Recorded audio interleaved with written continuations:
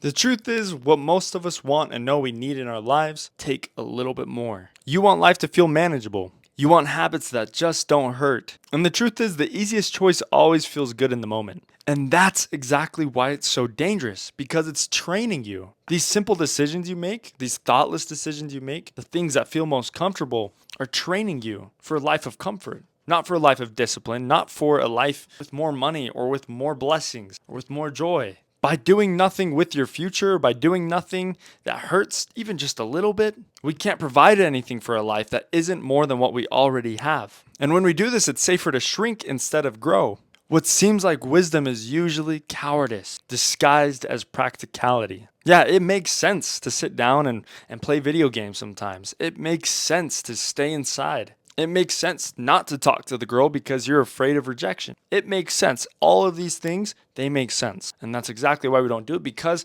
there is some reason. And it takes an absolute crazy person to actually go out and achieve it.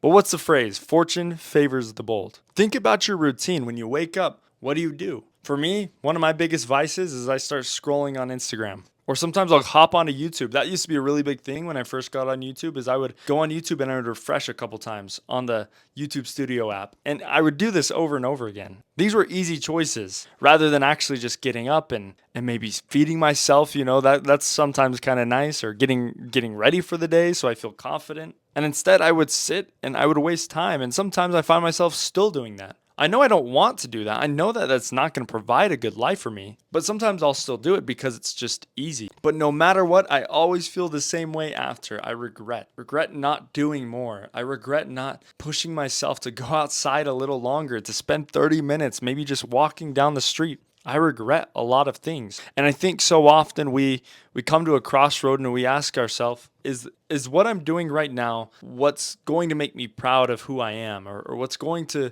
is it going to be good to look back on who I am? Am I going to regret this later? Would I feel okay explaining how I spent my time to my future children? So I have one invitation for you guys to really start taking control of your life. Something super simple. Shouldn't take any longer than 5 to 10 minutes. Now listen to this. Tomorrow I want you guys to identify one of your first easy decisions. Identify the first easy thing you do, preferably something that avoids discomfort. Then take the harder and correct path. And following that, start tracking it. See what happens. If I were to commit to, rather than scrolling in the morning, getting up and taking a shower, something super simple, if I were to do that every single morning, how would my life look in 3 weeks? And by tracking it every single day, by tracking how you feel in the moment, how you feel later, when something major changes in your life, things start to feel more like miracles. You start to recognize them as though they aren't just material as far as the flesh, it's spiritual. And that's when we draw nearer to God. That's when we start to see the truth manifest